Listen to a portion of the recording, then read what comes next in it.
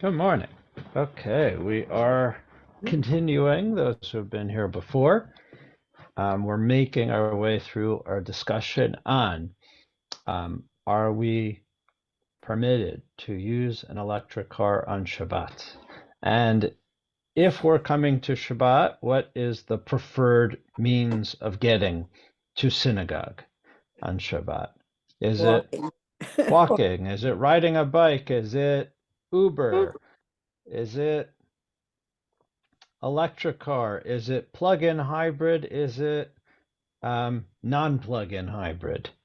Or is it conventional gasoline powered regular car? Right? So we looked at a lot of different variations.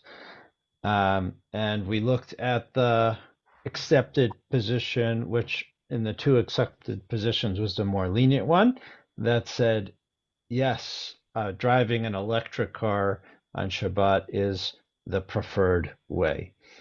So now we're going to take a look at the other accepted view and sort of pick it up from there. So let me show it to you, and then just to compare for a second, just looking at the top, you can all see it. This response again was voted and decided on in the same time, about 7 or 8 months ago, last June, by the Committee on Jewish Law and Standards, the CJLS, the Conservative Rabbis Rabbinical Assembly committee that makes our tshuvot, our laws. And you can see it was accepted 11 yeses, 5 nos, and 5 abstentions. And just to compare, hopefully it'll come up on the screen. This was the other position, which was the yes. That was 10 yes, 6 no, 5 abstentions. And then I'm going to flip back, and you can trust me, which is that we mentioned this prior, but 3 of the 3 rabbis said yes to both, who are Adam Baldachin, Emily Barton, and Elliot Dorff. And in particular, we'll look later, Rabbi Dorff, Elliot Dorff, wrote a short essay on why he voted yes on both, which are contradictory and opposing positions. Any comments, thoughts before we sort of jump in? This is by Rabbis Marcus Mordechai Schwartz and Chaim Wiener. And any questions before we sort of jump into it? So you said that 3 of the Rabbi, rabbis voted yes and no. Is that right? Three voted to accept the positions, but they voted positively to accept positions which are contradictory. Yeah, they voted separately on the 2 different tshuvot, and 3 of them said yes to both. Rabbi, Yes. am I allowed to use a electric timer to operate something on Shabbat?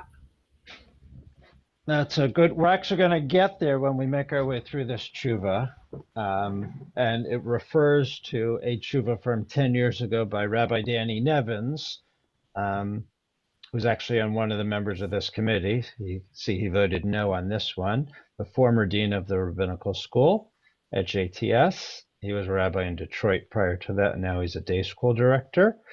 He wrote a tshuva in 2011 or 12. It refers to it, where he actually really talks about the use of electricity, and he takes about 30 different electrical things and looks at them in particular, because what he's going to say is not that it's not the question of can you use electricity or not. It's the question of can that thing that you're using be used on Shabbat. Well, the So thing I'm particularly yeah. concerned about, which didn't exist 10 years ago, is a Roomba, a robotic vacuum cleaner. On Shabbat, Yeah, if you preset it. that's right. It's a good question. In general, right? Timers in general, not related, lights on a timer is an accepted practice, even among more traditional people. Um, so it's not uncommon. And that's accepted because you're not doing anything. You're pre-setting things that go in motion afterwards. But a Roomba, I just that's have a an Roomba because you're not normally wouldn't be allowed to vacuum on Shabbat. definitely, yeah, definitely. It's an interesting question. All right, let's see if we have time to talk about it later. Yeah, Ron Fursky. Yeah. Seeing that you mentioned that there's 3 rabbis that voted positive on both answers, was there anybody that voted no on both? I didn't check, but it wouldn't surprise me. I have them both in front of me here. I will look right now. While you're looking, I got a question with the Zumba and all that.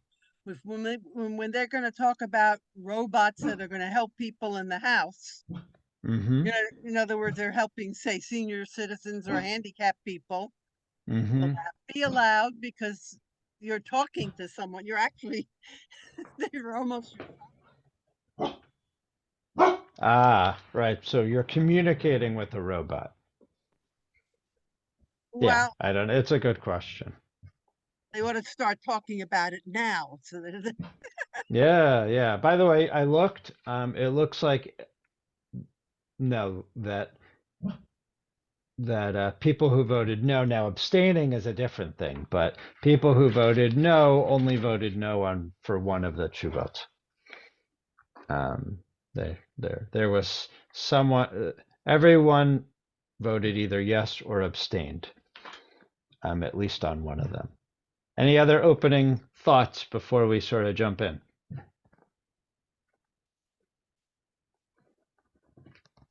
Okay. Anyone want to read a little bit? It's our long tshuva. We're not reading it all. We're going to read like bits and pieces. I'll read. Okay. Thanks, Jackie. All right. So this is just sort of in their introduction. If you'll read sort of the second paragraph, we hope to support. We hope to support such people in their development and in their increasing observance to show that it is no foolish thing, no act of overweening piety to refrain from riding in a car on Shabbat. We put forth our opinion in the following paper that the most ideal form of Shabbat observance requires us to refrain from using a range of human technologies, including the use of vehicles for travel. At the same time, we hope to demonstrate that there is also room for some leniency, and further, to make it clear that while driving is, in our view, prohibited on Shabbat, it is not condemned as forbidden labor. Somebody changed this. Oh, can you see?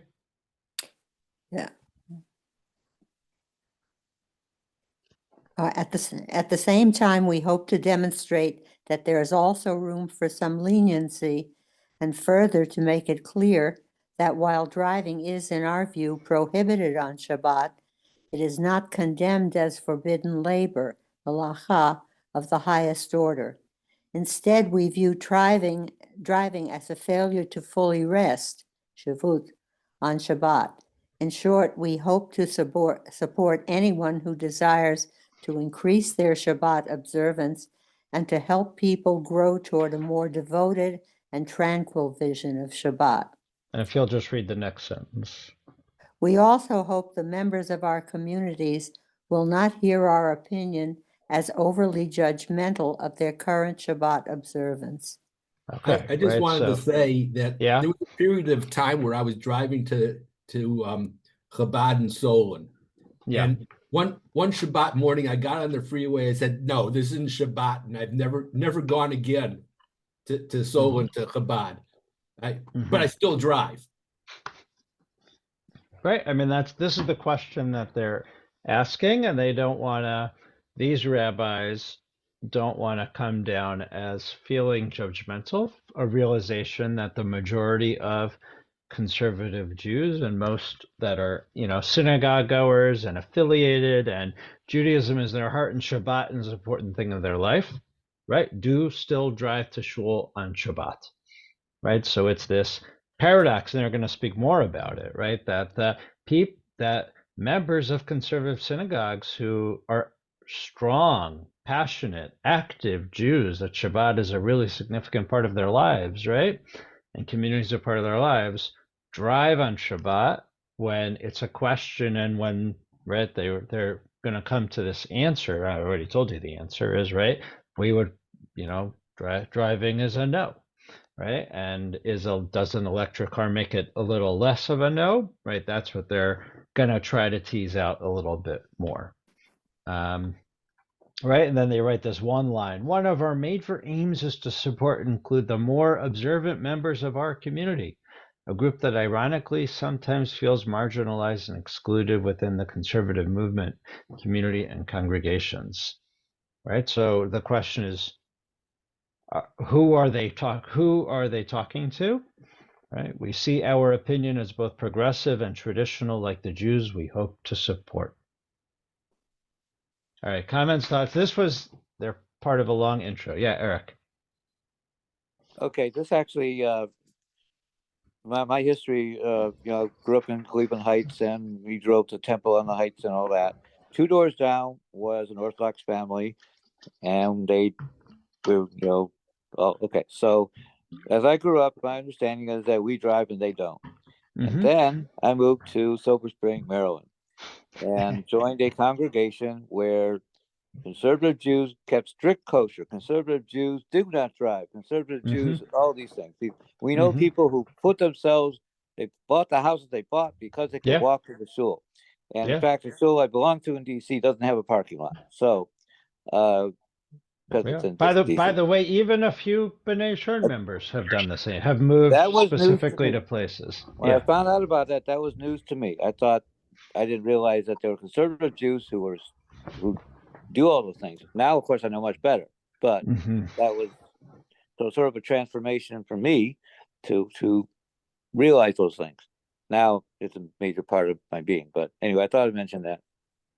Thanks for sharing it. And we do have a handful, we're not going to say a huge percentage, but, a handful of members that have specifically bought houses within a couple of blocks because they walk on Shabbat.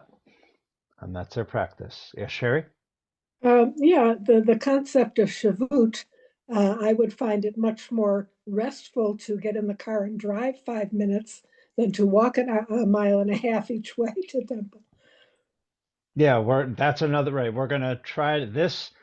They're going to try to define what Shvut is and what work is, right, as you said, and also even historically looking, like, 100 years ago, automobiles probably weren't comfortable, right?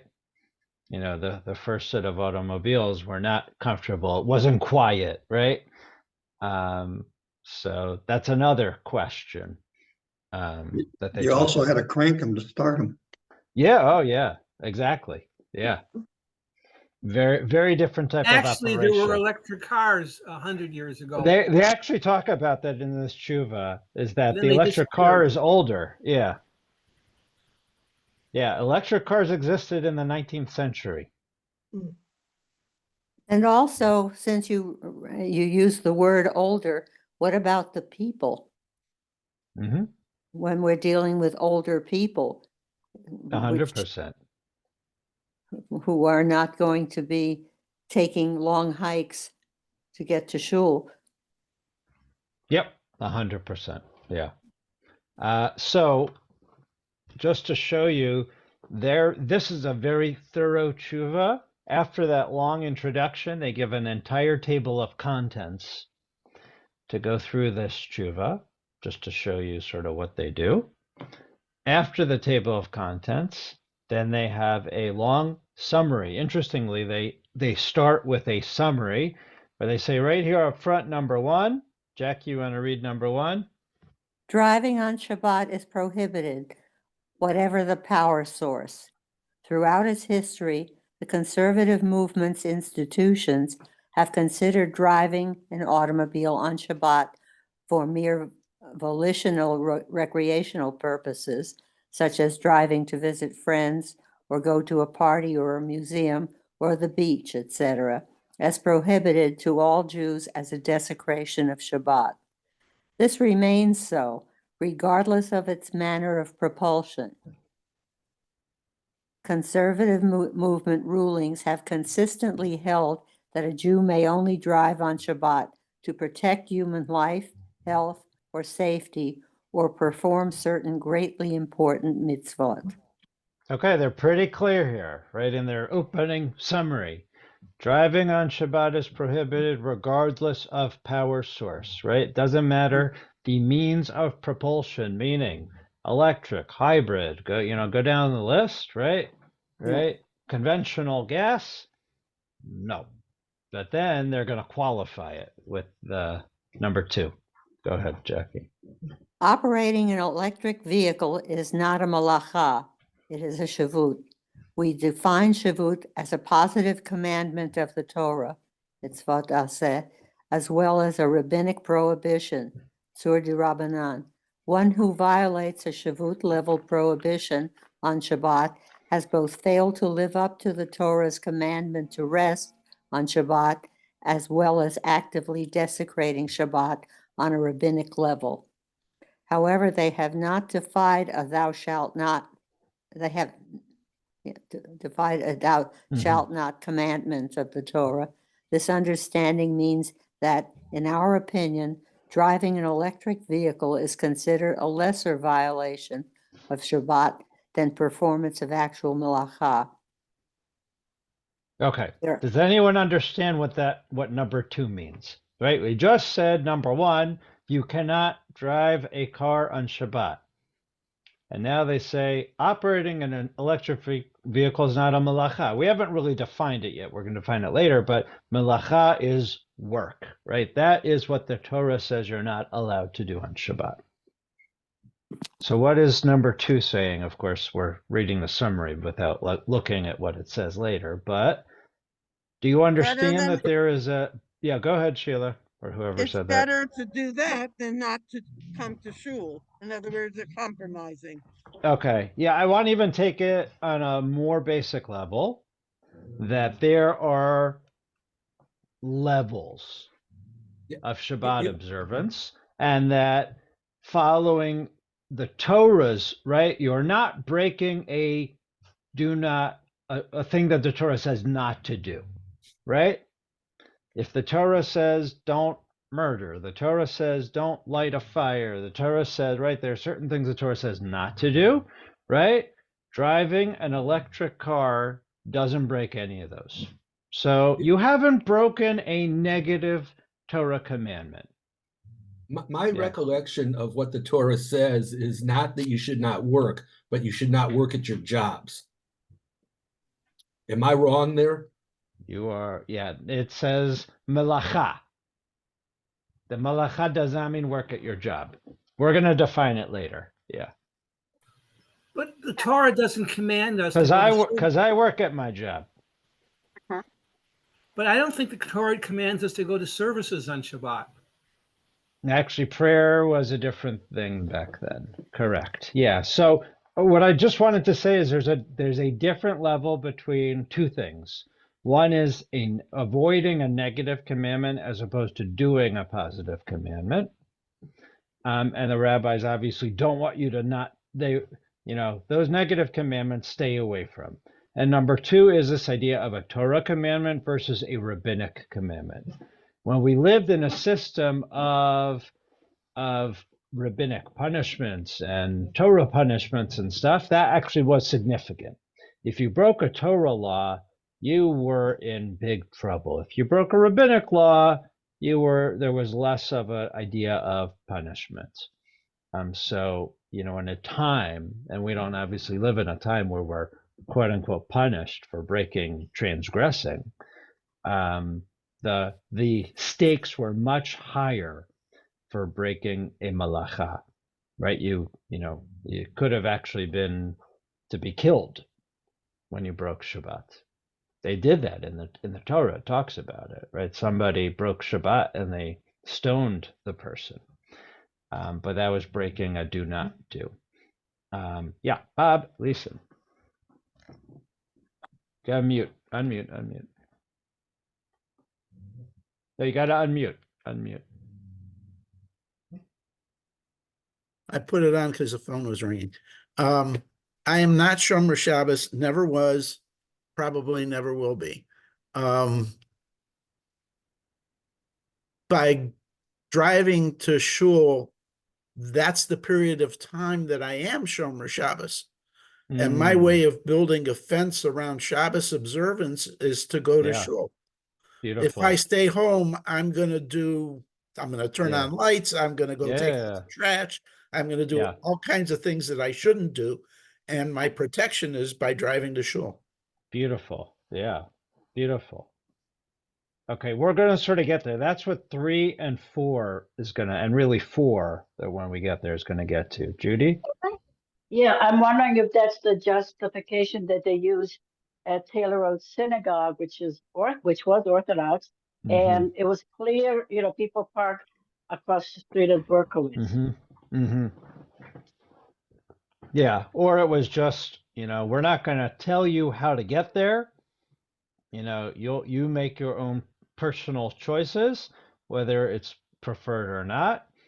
But we want to give you a Shabbat experience, right? However you arrive at the Shabbat experience, that's your choice. But we want to give you a Shabbat experience. Helena, did you want to say something? What I have a problem is why did they distinguish between a car, or hybrid, and an electrical car? Why make the distinguish between a type of a car? No melacha. There is no melacha in the newer cars either, if it's electric or not electric. So I don't know why we talked about this last time. A regular conventional car has a gas burning engine, is a combustion engine, which is technically you make a fire. The engine makes a fire. And that seems to be much closer to what the Torah forbids on Shabbat. What about opening the computer? Right. Well, this gets to that thing of looking through 30 things, right? So our computers do not have a combustion engine. Our computers do generate heat, so there's a question, right? But in order for a regular car, and I'm not a mechanical engineer here, but in order for a regular car to move forward, to be propelled, right? You literally have to have the pistons firing and all those other things that happen, which uses there's like a mini fire that's burning inside of our car engine. It's burning fuel. Which is different than our computer. The heat is sort of an after effect or a side effect or an indirect, right? I don't turn on my computer in order to get heat, correct? In fact, I really don't want heat. I ideally want a computer that doesn't give off heat. But a car, the heat is necessary in order for a car to move forward. Non-electric. An electric car actually doesn't have an engine that works. So it works off of a battery that doesn't do that. So the physics is different. I wanted to get to 3 and 4, but yeah, go ahead, Sheila, and then Ron. Do they ever mention, I don't recall that they mentioned what I consider the sidebar, the reason I really would not like to ride to shul, and that is I'm afraid of an accident. Well, what if I didn't put gas in and things like that? Yeah, we talked about a little bit, which is the more just like Shema Yatakin, like if you have a breakdown, not necessarily an accident, but like which is one of the questions all around bicycles. Like, can you ride a bike on Shabbat? And one of the big fears is you're going to want to repair a bike if it breaks. And what the at least what, if you remember the last tshuva said, if your car breaks down, like you're not, you know, most people are not going to like start working on their car when it breaks down.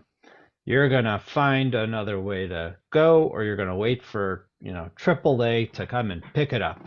You're not going to start getting out the jack and, you know, working on the But you're hood. gonna have to do you're gonna have to make a phone call. Yeah. And You know, know, I don't you're disagree. gonna have Yeah. to write I when don't it happens. disagree. This is the thing. It's the other Yeah, things yeah. that are involved.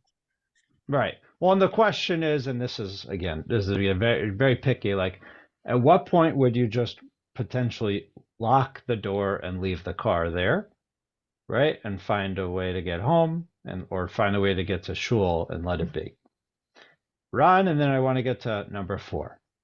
Right.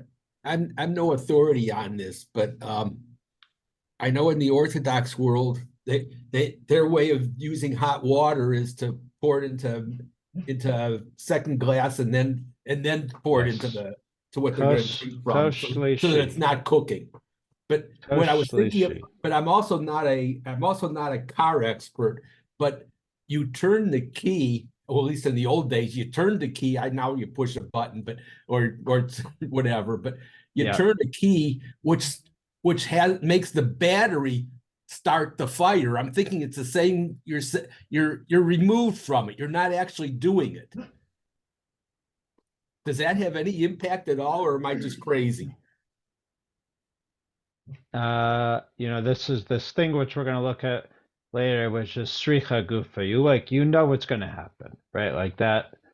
This happens in a car, and it is a directly needed thing.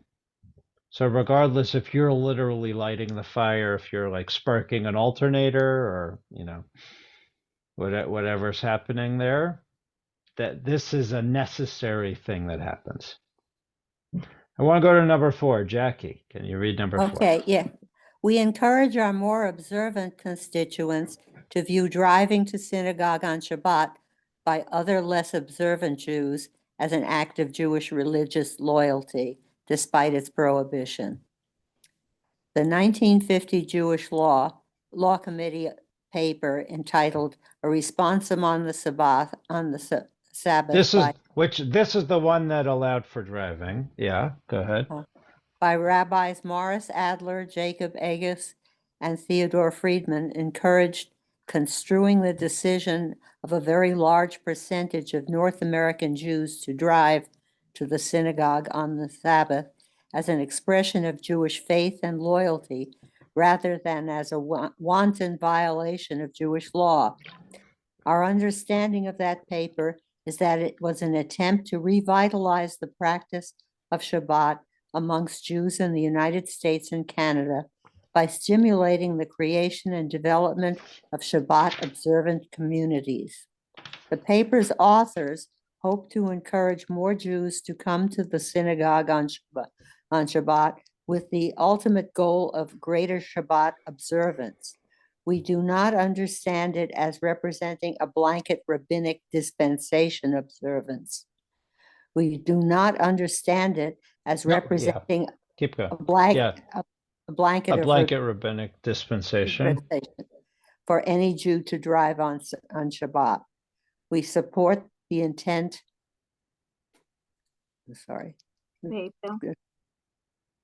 Of the 1950s paper, but not the popular understanding that it simply permits driving on Shabbat. Any comments, thoughts about this idea? And I think this might sort of be it's different than what Bob Leeson said, right? Which is sort of this driving allows you to actually do Shabbat the way it was sort of intended, right? It gives you your Shabbat. This is saying, right, that driving allowed for religious loyalty.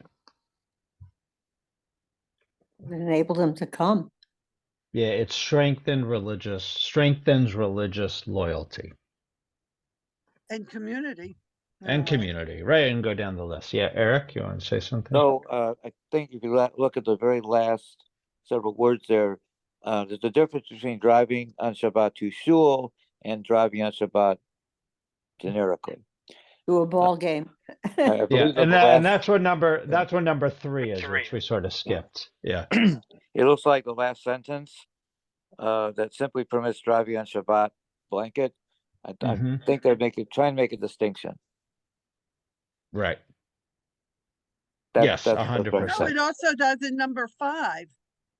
It extends it because this is where I used to draw a line. I go to synagogue, but I didn't want to go.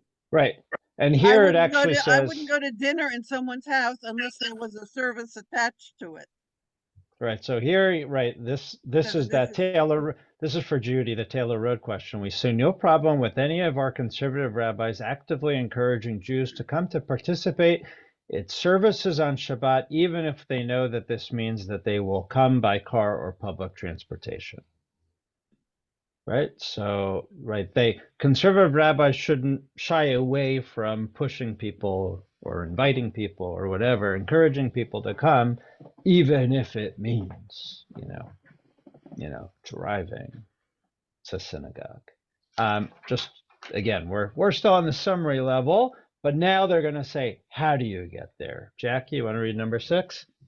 We encourage alternate means of transport as preferable to driving on Shabbat. If one has decided to travel longer than walking distance on Shabbat in violation of the prohibition on travel, we encourage the individual to find a way to reduce the desecration of Shabbat as much as they can.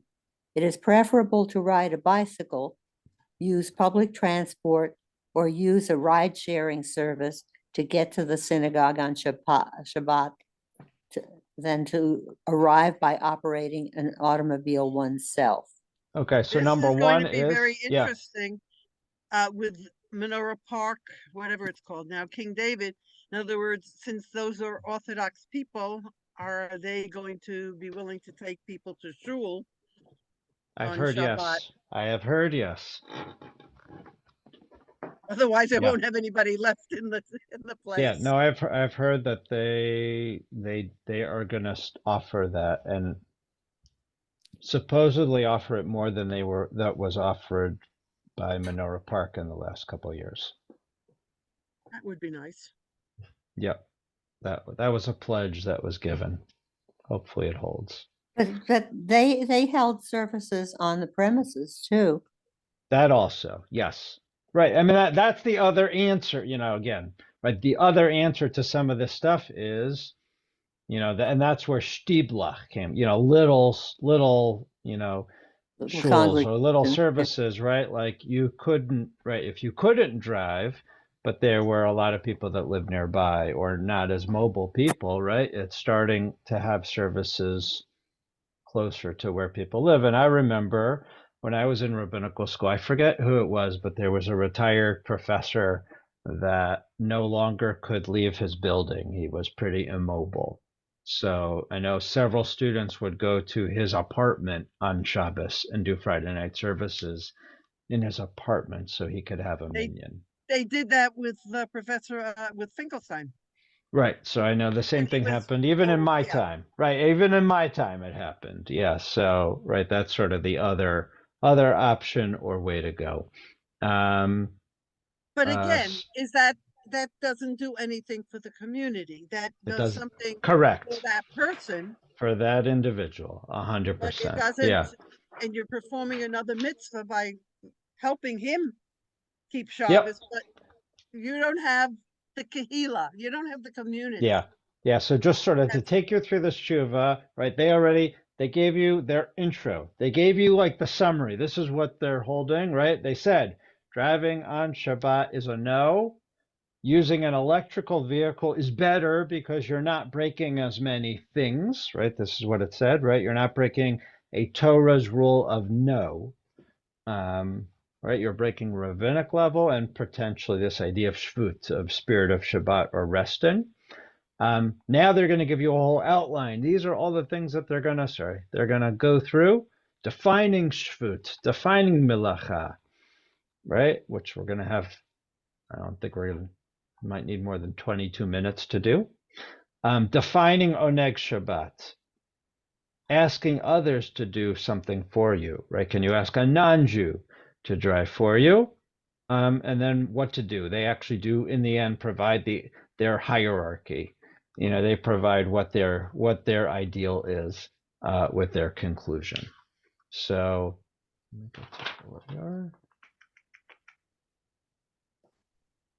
And I'm not going to read it to you, but they actually give a really interesting take. I'm going to read fast, Jackie. Sorry. Or why don't you read, Jack? Can you see where my cursor is? Yeah. Okay. It Go is for it. one This of is the talking many. about technology. This is talking about technology, electricity, and everything. Go ahead. It is one of the many disruptive technologies that have within them the potential to undermine traditional halachic structures and at that same time offer the possibilities of enabling new ways to engage with tradition. They force us to re-examine key principles of the mitzvot and halakha and to reimagine how these principles are to be applied to our new and changing reality. Right. So the question that they're asking is, right, how do we define Shabbat in the 21st century, right? And how do we define work, right? Which Ron was sort of asking. If you want to now read where my cursor is to sharpen. To sharpen the challenge, one can now easily imagine a coming world in which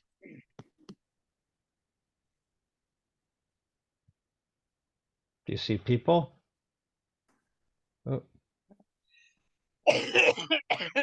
people no longer do any physical work in the traditional sense, where lights turn themselves on, home heating adjusts itself automatically to the outside world, where food cooks itself and cars drive themselves without any close human intervention.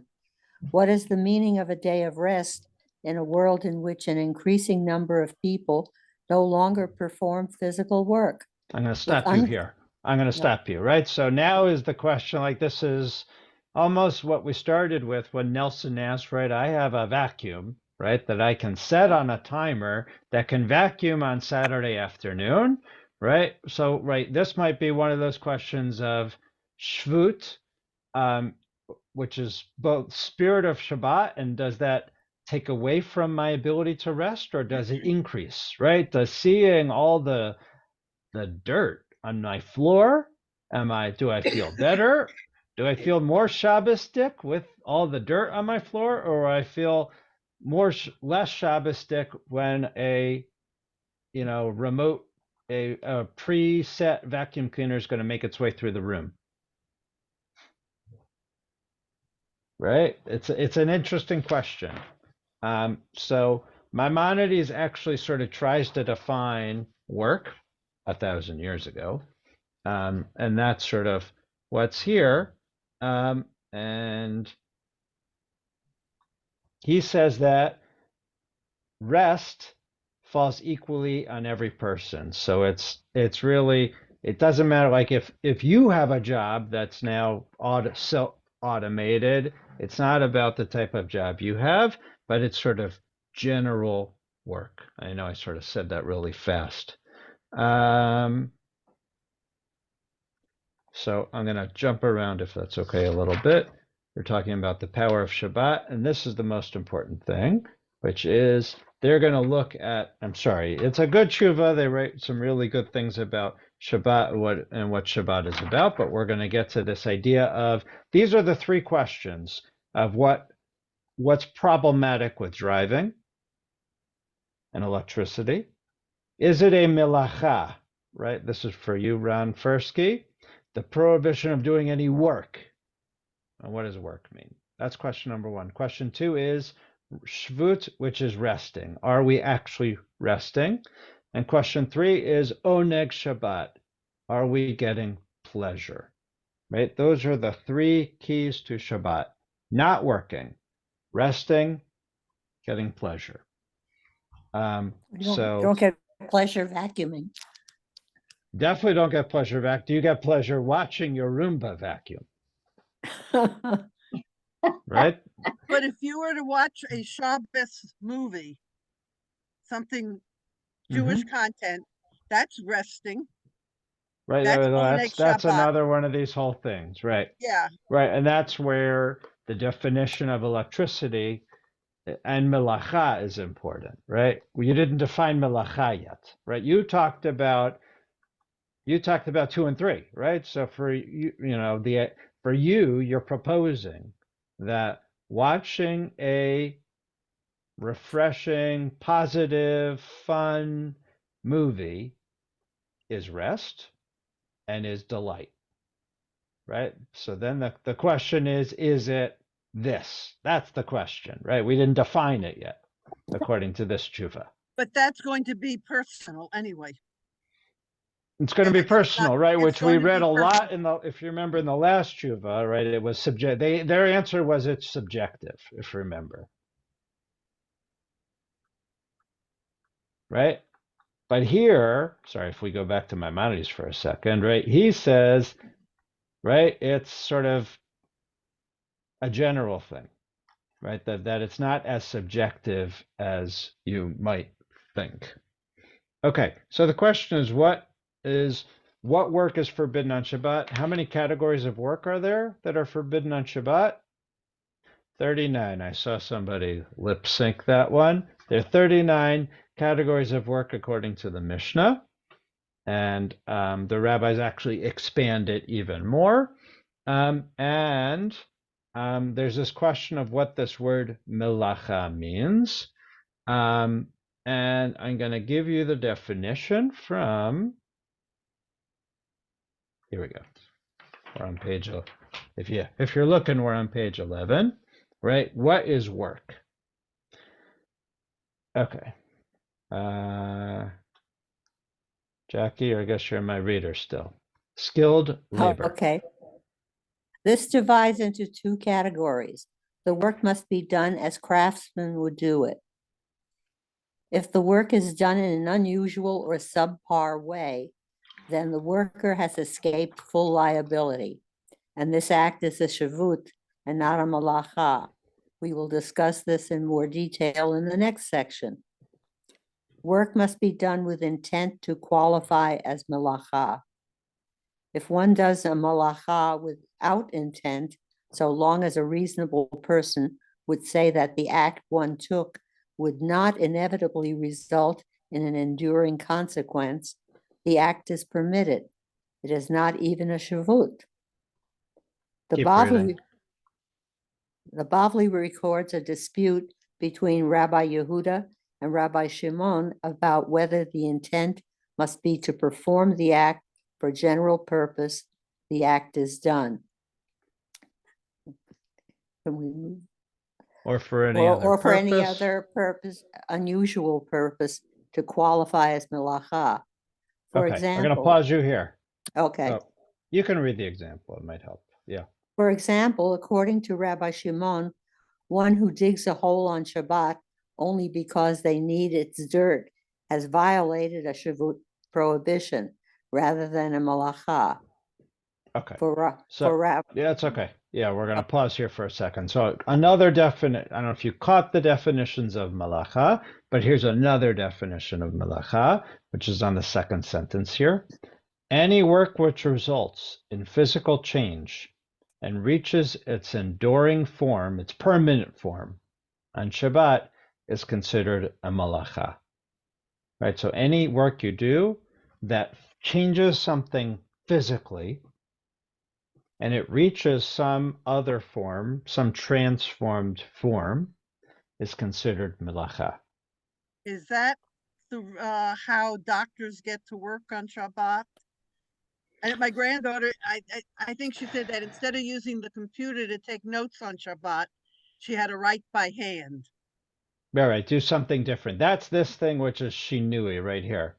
Kila achar yad, right? Do it in, work is done, right, in an unusual way. Then it doesn't count as a malacha. That's why, yeah, that's why, again, I think I said it last time, right? Like if you don't use the phone on Shabbat, but you need to use it for some reason, you should dial with a finger you don't normally dial the phone with. Yeah, like your pinky. Or use your electric toothbrush with your other hand. There you go. Yeah. So I wanted to give you If you're confused, that's okay, because it's concept of malacha is very confusing. This is Rabbi Nevin's definition of malacha from his tshuva he wrote 10 years ago, which looked at whether you can use electrical things or not. It's in the bold, and I think it actually states it pretty well. So Jackie, if you'll read it. Any intentional physical work on Shabbat that endures in an altered material form is forbidden as malacha, so long as one does that work in its standard work and for its common purpose. Any forbidden work that achieves less than this is not malacha, it is shavut. Okay. Can someone give me an example then what a malacha is based on this definition? It's something that endures. Okay, whatever that means.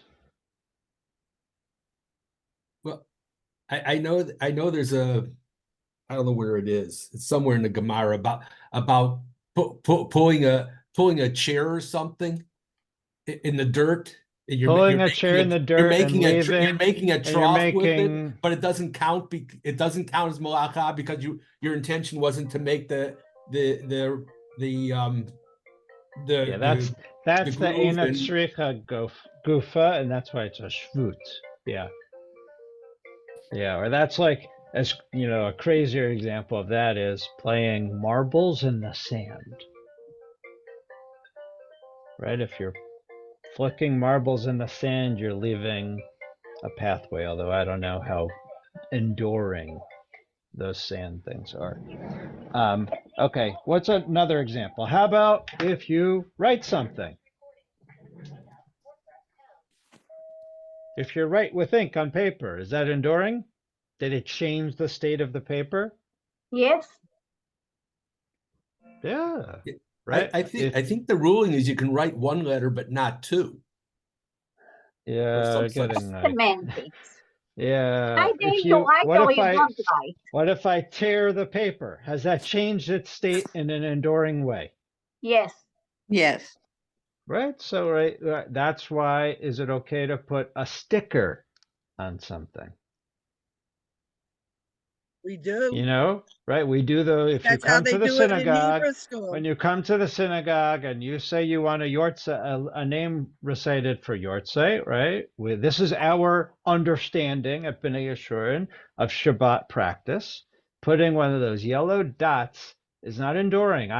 Trust me, I work with them a lot. I can remove them easily without tearing the paper and keeping the substance of the circle dot in its form. So that's why we do that practice, because it's not a malacha, and in our opinion, it's not even a shvut, that we're not doing anything permanent. We had an interesting example at Beechwood High School. There's somebody, he used to be a member of Beth Am. That's why I know about this. He was actually a convert, and he was teaching math of all things. He would come to school on the holidays, Sukkot and whatnot. Yeah. I think he first went to shul, then he went, but he wouldn't write or anything. The kids all knew this. They knew how to take attendance. He would give them a lecture on math rather than do any math problems. So you wouldn't have to write or anything. He wouldn't have to write, and he wasn't doing his regular work. He was doing something enjoyable, whether the kids liked it or not. Yeah. But so it was an interesting so way Ron, to get around it. And Ron, you asked that question before, like, is working a malacha or is working malacha, right? By this definition, it depends on what you do for your job, right? If you're a construction worker, if you're a painter, right? Like, yes, right? Then you are intentionally, physically transforming and altering a material into in a new permanent form. And if you're an artist like Jackie, this is relaxation. Yeah. But I don't do it. It's my work. It's not my relaxation. I never work on Shabbat. Right. Jackie's an artist. right? So if you don't know, Yeah. right? But right. So according to this, again, being a rabbi, you know, You are working as a rabbi. maybe I'm altering souls, but the rabbis don't care about that, right? Yeah, right. I'm hoping that being at synagogue is some enduring, transformation, but not in a physical way. And it's not readily visible. And by the way, this is also why, like, we allow yoga on Shabbat, right? This is that other question gets asked, is like, how much are you allowed to, like, sweat and schwitz, right? That's the shvut, that's the resting / spirit of Shabbat. But yoga probably is not intense enough that it reaches that level. But physicians have to work. It's their Why? usual work. Why do physicians have to work? Because pikuach nefesh doche Shabbat. Right. By the way, and that's even here. That was the one thing we skipped. That was number 3, which is For reasons of health. Right. There are times when halacha requires Jews to drive on Shabbat. It's a mitzvah to operate a car to protect life, health, and safety. Right. And but they can't go home. But right, they well, can't. This is that question, right? Do you stay for when your shift ends or not? Right. Yeah. Right. Or maybe now But a I'm more talking modern. about even if you're going to see a sick relative, you have to stay there and wait. Yeah, I mean, again, it depends how strict you are, observant you are, and maybe in a modern way, maybe there's a ride share, or maybe there's a shuttle. Like, this is, again, we talked last time, maybe there's shuttles, that exist, which is probably better. But then Okay. you have to make a phone call to get the shuttle, so you can't Well, I'm win. assuming a shuttle that No, stops that's at not every true. place. Oh, a That's not Shabbos true, shop. because I used to work on Yom Kippur in Israel, and we had whoever was on call used to know, the shuttle used to know who the people on call are, and used to come and pick us up. Oh, there you go. Until some people from Bnei Brak almost killed the nurse driving to work this way because they were throwing stones. So my mother was very upset about it. It's חילול שבת להרים אבן ולזרוק, definitely on another Jew. So how come they were not prosecuted, but the poor nurse was injured? That's another question. Rabbi, Yes. can you, for enjoyment, can you play an instrument at home, even though it's not allowed in the shul? So this is the question of instrument and music. Yeah. And even if it's enjoyable to you. Yeah. So, right. This is one of those questions. So one of the reasons where the rabbis question the use of musical instruments on Shabbat is the fear that if it is an instrument that it can either must be tuned, or if it breaks, it's somehow repaired, like a guitar string, like a drum head, or if breaking a reed and replacing and then having to tune, those actions are considered forbidden on Shabbat. So the question is, if you play the instrument, how much of a percentage chance is there that you're going to either have to replace a string or you're going to have to tune your instrument? So that's question number 1. And question number 2 is the idea of music on Shabbat gets to the question that it was performed in the temple in Jerusalem in ancient times. It isn't anymore. And there's an idea that it was, I'm giving you the traditional understanding. The traditional understanding is that musical instruments were not played on Shabbat, and that was a general understanding, except in the temple, because the temple itself is not considered as falling under the same rules of Jewish law. As strange as it sounds, the temple was considered its own sort of world, and that different laws applied there. once you enter temple grounds, sort of normal law didn't exist. And once the temple How do was, we factor yeah, go ahead. the situation where a lot of very Orthodox women are not supposed to sing? Yeah, that's a different question of Kol Isha. Yeah. Yeah. Yeah, I mean, that's basically the short answer of that is tzniut, right? Modesty and temptation and different things. Yeah. The conservative movement doesn't see that as an issue. Yeah. The Orthodox now have their own, the women have their own groups Oh, yeah. around A town. They have, lot. and it was started in part by someone who was a Baalat Teshuvah. Yeah, not She surprised. just Not organized it. surprised. Yeah. Yeah, so Judy, the question is, again, like how much of there is a potential that you're going to do one of those forbidden things once you start playing the instrument, repairing it, or one of those other things, and or this idea just that we don't play instruments anymore now that the temple's destroyed.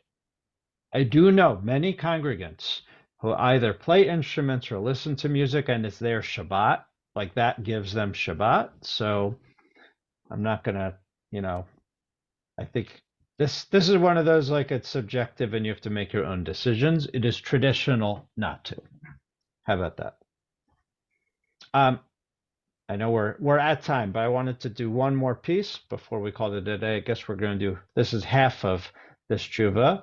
And I will say we're going to meet in 2 weeks. So it wasn't publicized, but we're going to take President's Day off next week, but then we'll meet in 2 weeks with class. Okay. Jackie, you want to read Rabbi Joel Roth, who was considered at one point the leading legal halachic mind of conservative Judaism. He was a professor of my rabbinical school. This is what he says about electricity. You want to read it? Okay, he quotes Rabbi Joel Roth, who sees the use of electricity as being forbidden because it is a form of exercising mastery over nature, which he, Roth, proposes as the fundamental prohibition of melacha. Though we, like Nevins, reject Roth's formulation, we still think it worthy of discussion because of the enormous influence his ruling has exerted on halakhically observant but theologically heterodox Jews, both in and outside our movement. At its most popular level, it seems that they who understand the use of electricity as a melacha do so because they construe the use of electricity as if it were a form of lighting fire on Shabbat. Although it is clear that electricity isn't fire and doesn't meet the strict rabbinic criteria for fire, those who regard it as such do so because they intuitively feel that electricity has, in our society, assumed the role fire played in the past. Throughout much of history, fire was the main form of energy that powered life, providing light, heat, and driving the economy. In our world, many observant Jews chose to regard electricity as fire in recognition of its central role in contemporary human life. Okay. Okay. Yeah. We're going to pause here for a sec. We're going to pause here and sort of let me sort of wrap up, summarize, and see if there are any thoughts on this. Sorry, my dogs are starting to go a little crazy at the moment. But, right. So the first thing is just the opening line from Rabbi Roth. Electricity, right, falls into this idea of exercising mastery over nature. And is that sort of what melacha really is, right? We said it's making a permanent change to something physical. And is that sort of go also over mastering nature, and therefore electricity counts of it? That's sort of part one. And part two is we use electricity today almost equivalent to what ancient times fire was used for. And fire is the forbidden thing. Warming, cooking. Yeah. So and light, right? And that's what we're gonna. This next paragraph, which we're not going to get to, like says, but we use it in other ways, right? You can leave an oven on and you can still cook. So like there were ways that even Jews, Orthodox or traditional observant Jews used fire on Shabbat, right? Without light, but it was all pre-done. So any closing thoughts before we're going to meet in 2 weeks and I'll publicize it to finish this tshuva and decide whether we're all going to go out and buy electrical vehicles in order to go. Any closing comments, thoughts? On mastery over nature, does that mean that he would spend all of Shabbat outside? He definitely would not do that. You muted yourself. Because my dog is loud. I said he definitely would not. Rabbi Roth is not someone that I, think of as spending hours in nature. Because your house is, and your dwelling is a place to have mastery over the environment of nature. 100%. Yeah. So I think he would argue, right, ongoing, right? Like whatever you did before, whatever was done before Friday at 6 o'clock, when it's sundown, you're allowed to do. Yeah. But, and make use of during Shabbat. Any other sort of thoughts? No, you're not building the house on Shabbat, but right, you're that's what I mean. using what right. had been done. You put the plumbing in before Shabbat and then you use it. Yeah. All right. Well, thank you for learning with me. We're going to finish up part 2 of this tshuva in 2 weeks. And have a good day and a good week, everybody. Bye-bye.